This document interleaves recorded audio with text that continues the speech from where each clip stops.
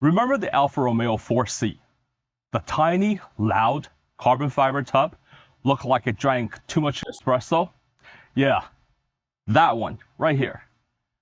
Alfa was supposed to make a big brother to that. It's called the 6C, and it's supposed to be a real supercar. But then, corporate reality happened, and the 6C got canned. And Maserati quietly said, we'll take it from here.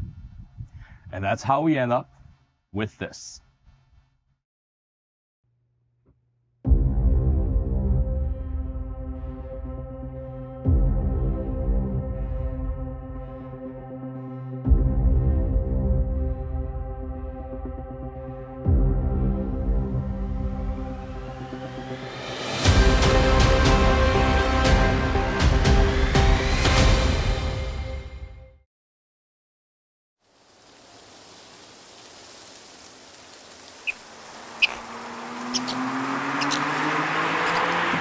This is a Maserati MC20.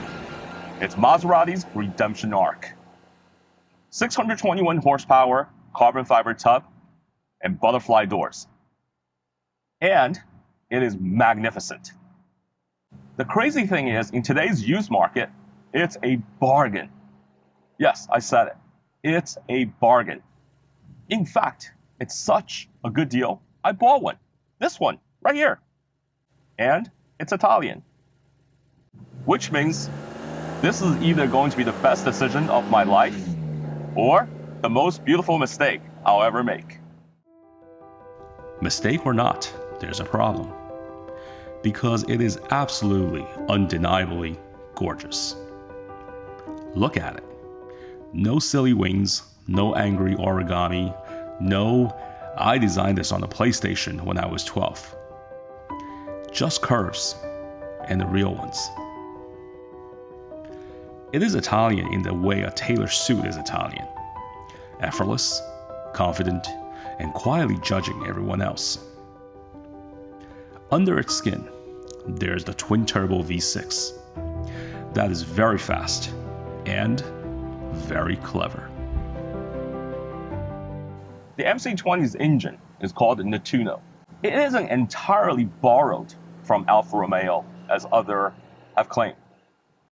The upper part is Maserati's own twin-turbo V6 with pre-chamber Ignition. straight from Formula One's technology. And that is not marketing fluff.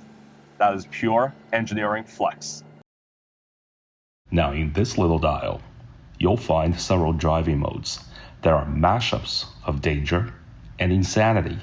Because in normal mode, the Maserati MC20 is calm, polite, almost well-mannered, but twisted into sport or Corsa, and suddenly the throttle sharpens, the exhaust wakes up, and the car goes from Italian gentleman to a pub fight in a tailored suit.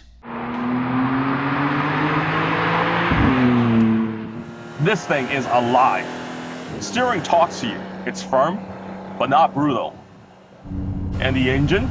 It's like having little mechanical devils scream at you in fluent Italian. Just listen to that. Oh my God. 0 to 60 in under 3 seconds, and it will hit 200 miles an hour, all while sounding like, well, Italy still remembers how to party. Here's the thing about the Maserati MC20. It doesn't shout like a Lamborghini, and it doesn't constantly remind you of its racing trophies like a Ferrari. It doesn't need to. Because this isn't a car built to win arguments at Cars and Coffee. It's built for people who already know. People who don't want noise or nostalgia. Just beauty, balance, and speed delivered without the shouting. And in a world obsessed with being noticed, that might be the boldest move of all.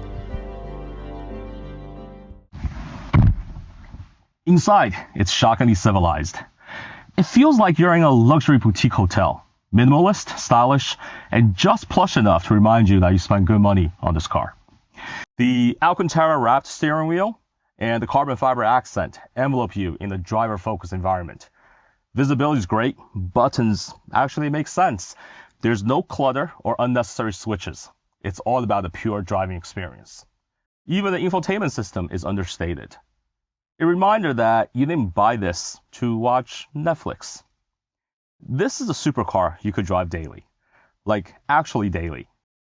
You don't need a chiropractor. There's no 7-point turns to leave Starbucks. It's the first Italian exotic car that doesn't punish you for being alive.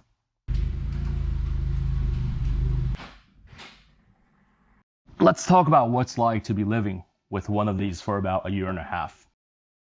So far, I had one oil change, $700, not bad. And one major service that happens once every 2 years. It's about $3,000. Italian pricing, sure, but it's not like Ferrari level, I need a drink type of bad.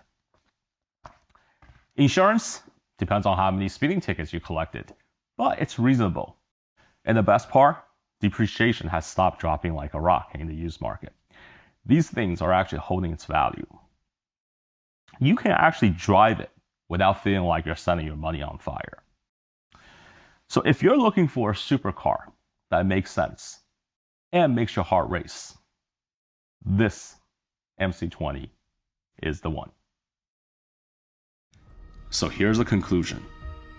The Maserati MC20 isn't trying to replace a Ferrari, and is certainly not interested in arguing with a Lambo owner about whether it's an Evo or the STO, because even they are not entirely sure anymore. It's doing something far more dangerous. It's being good, quietly good. You get a carbon tub, a bespoke twin-turbo engine, proper performance, and one of the best-looking shapes to come out of Italy in years. And for the money, that suddenly feels suspiciously reasonable. And that's why this matters, because cars like this don't stay bargains forever. One day, people will say, remember the MC20? I should have bought one. And by then, they'll be rare, overpriced, and spoken about in the past tense. So my advice is simple. Go and find one. Drive it, buy it. Because hesitation is how great cars become legends. And legends are always more expensive than action.